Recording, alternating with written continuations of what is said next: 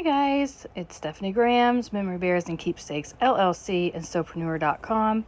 I am going to show you the newborn baby blanket keepsake that I made for my grandson using his baby blanket. It is an elephant, and these have been sold online starting at $35, clear up to $80 that I have seen here in the US. Remember, you want to know your own demographics and your customers in order to know for sure how much you want to charge for something like this. Creating this this elephant keepsake took almost 45 minutes in real time, not including creating the heat transfer vinyl face and personalization.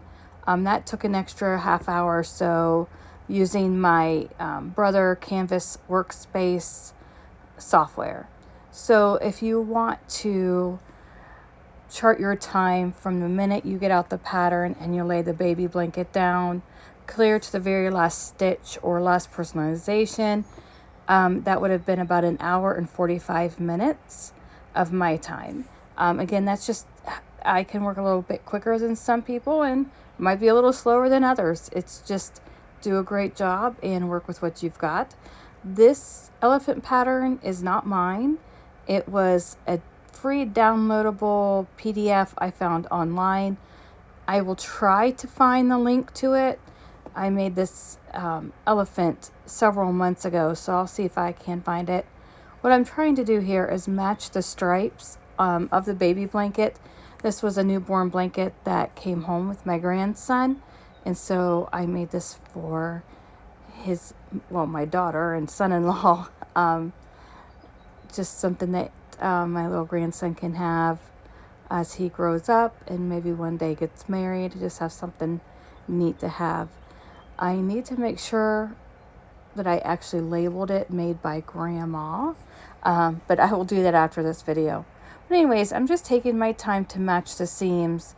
It can be a little tricky trying to match the ears and the stripes all together on a smaller pattern, or even a larger pattern. It just depends on your the day you're having, right? We can be sewing for 50 years and still have an oopsie day.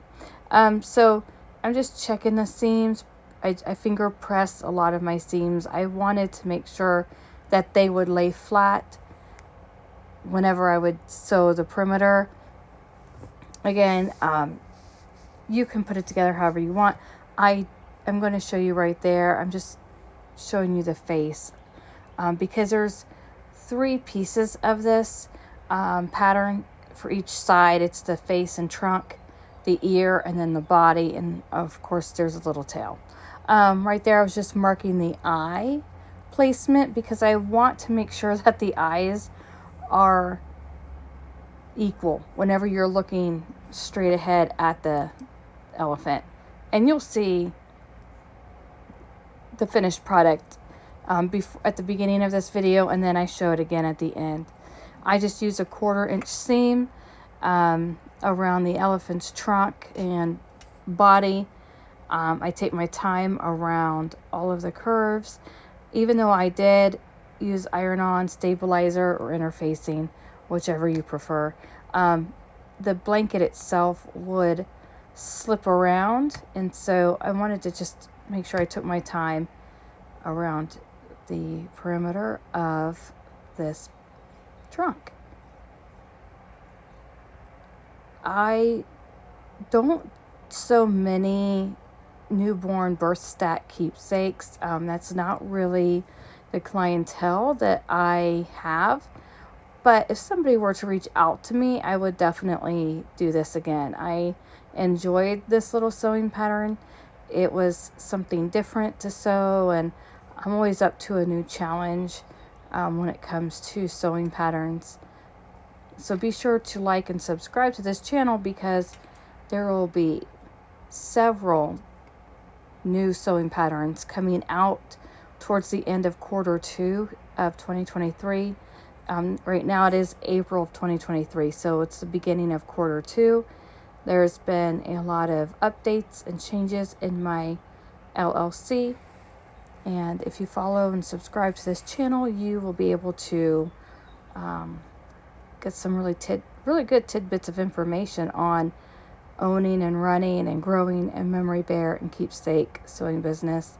So right here on this elephant pattern, I'm just realigning the front and back. This is like just a two-dimensional stuffed animal. It's super simple to put together. I would say that this is probably a good beginner pattern. If you really want to get into sewing keepsakes, I would look into this type of a pattern where it's just 2D, meaning just two sides. Whereas like the memory bears, that's more of an advanced sewing.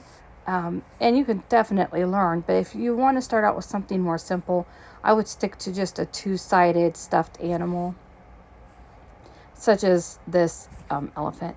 Now, I did leave an open space right in the rump area because that is where the tail is going to go, and I will also close it shut there. Some people decide to leave the belly, the bottom of the belly down here between the two legs open, and then turn it right side out and all of that, and that's a personal preference, whatever works for you. I just found leaving the tail part open to insert the tail and shut it or sew it shut was just the easiest way for me to stuff it and fix the elephant. I use pinking shears whenever I make my stuffed animals. It just helps the fabric from fraying. It removes a lot of the bulk that we get whenever we are working with stuffed animals. And so I will use the pinking shears gently around the perimeter of the elephant without cutting through any of the stitches. But if you happen to cut through a stitch, it's really no big deal. Just run it back through the sewing machine and it should be just fine.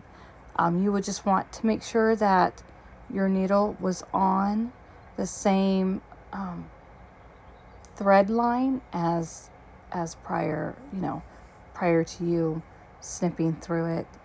Again, I'm just going around. Take your time. I am doing this in real time, this video, for the most part, but trying not to make the video too awfully long. And then once you're satisfied with using your pinking shears around, again, just watch your stitches. You don't want to get through any of those joining stitches there. There are my tiny little snippet scissors. My pinking shears were too big to get into that area, so I'm just going through with my little snipping scissors and trimming down all of that extra fabric, because once you turn your stuffed animal right side out, you don't want all of those bulky spots in your finished product. It's a great time for you to like and subscribe to my channel while you're here. If you find this useful, please go to Sewpreneur.com.